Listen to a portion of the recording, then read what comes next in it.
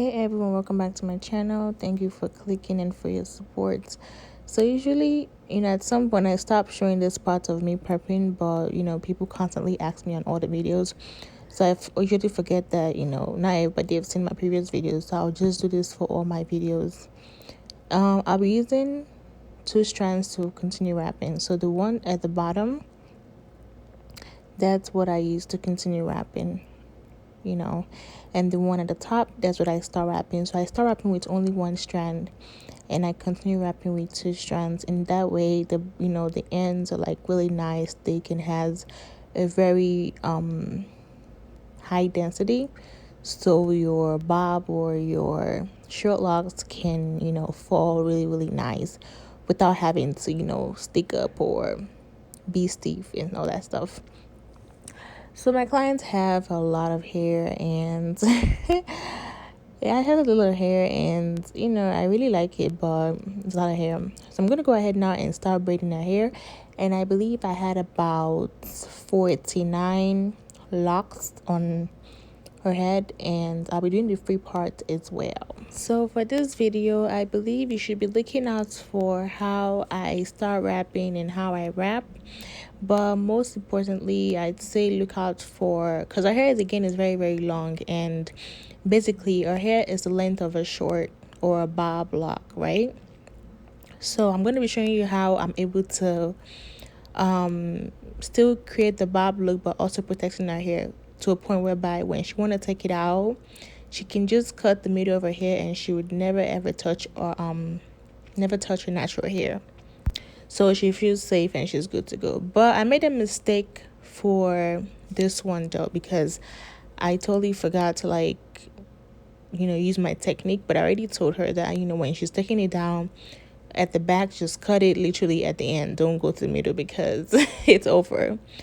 But yeah, I'm gonna go ahead and just finish braiding, and then we're gonna get right into it. Again, I'm doing 3 parts, and 3 parts is just like no definition, no shape or anything, just do you. And to me, I think those are the best for locks, and yeah, those are the best for locks to me personally. So I'm gonna go ahead and do that for the rest of her head, and look at that.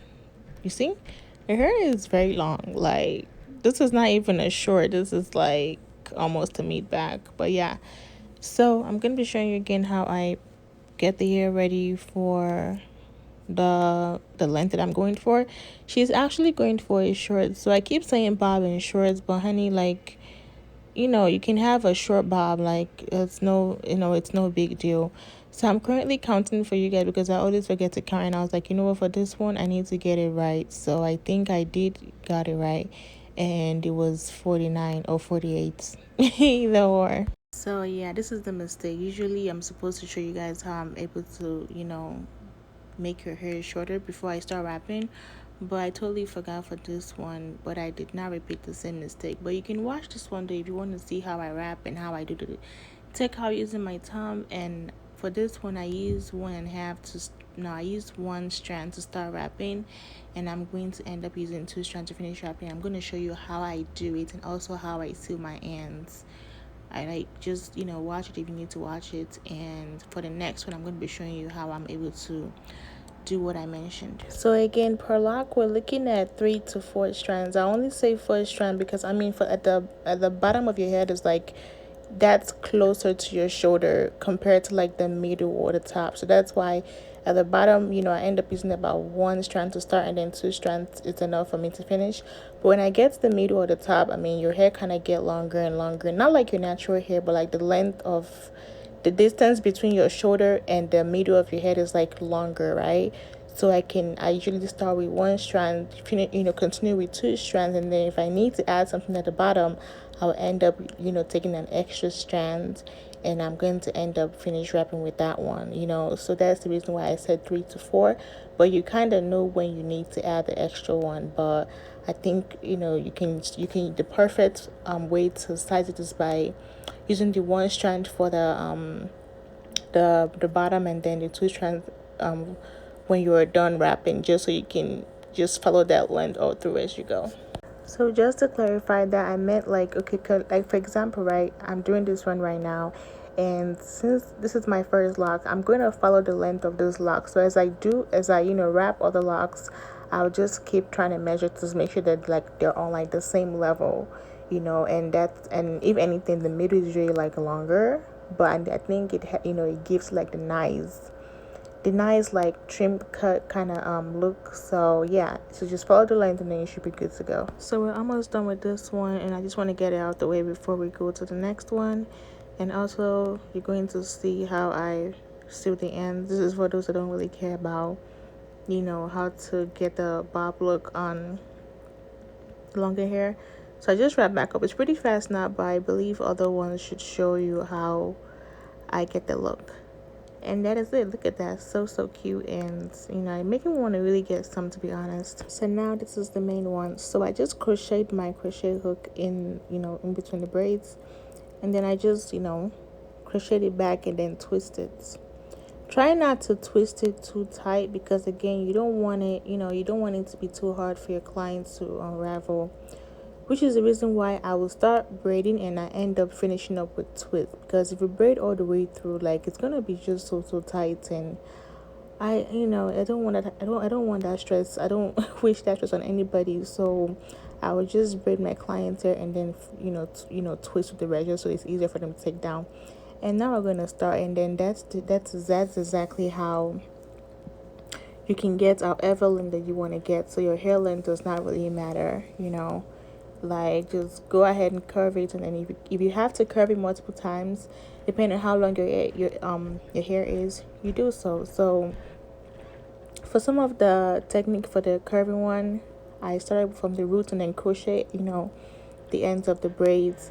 While for some, I just crochet from the middle. It just all depends on how I'm feeling and how long the hair is. And I think over time you just get the hang of it, and then you'll be just fine and just breeze through. Like, it's not as hard as it seems, or it's not really hard, to be honest. And also, one thing that you should take out from that part is that's why it's good for you to start with like lesser strand, because imagine if I have to start with 2 strand, that's gonna make the root so thick, but when you start with 1 strand, you already have the volume from your natural hair at the root, so there's no point of using a lot of strands for the to start. So you can start with 1 strand, so everything can look nice all the way through. As you can see, the first one that I did, right, like my locks started like small, and then just went thicker towards the end, and that's the reason why it's like not stiff. Like, you can just like fall. Like, I'm gonna end up using like hot water. I'm gonna show you how I did the steaming thingy. I didn't dip this, but I used some type of like steaming stuff. So for this one, you don't really have to use it, but I used it just because I don't know, it just like hair, all that stuff. So it's just me being extra, but it definitely does help. But if I don't do it, it's not going to be stiff, because I didn't start using this until like very recently. So if I didn't do it, it's going to the hair will still not be stiff, and she'll be good to go. Like, she was able to put this up on the first day, and my clients in the past have been able to do the same thing as well. But the hot water definitely does help. The let's say hot water, keep deceiving you guys, but the steam does help. And then if you want to see how I do the steam thingy, just go towards the end and I'm going to show you that. And yeah, and I'm just gonna do the same thing for all her locks. And I hope you guys enjoyed the video, because every time I make a video, I try to give so many information, because it's very important. So, and people have asked me, can you do this type of water wave hair? I have a video showing you the water wave hair, and I have nothing wrong with that hair. It's just that I don't trust it when it comes to security and stuff, because it's silky, and I don't know about silky hair. Like, I really don't know. So even though this one is more expensive, I feel like my clients are paying me, and I just want to give them what they deserve and what they paid for. I don't want to go through the water wave route and then ends up having issues. But if you want to get your hair done for yourself, of course you can use water wave hair, but I feel like for your clients, you want to use what is best. And to me personally, I think the kinky, I think the sprinklers hair is best for this style. I'm still researching and looking for something better. and cheaper. But for right now, like, I'm fine with just spending however much I have to spend to give my clients what they want and what they desire. Well, that'll be all for now. Again, thank you so much for watching my video. Thanks for your support, and do not forget to like, comment, and subscribe, and also turn on your notification, because I will keep posting and posting, and I got a lot of more videos for you. Again, be safe and be good, and I'm gonna see you guys in my next video.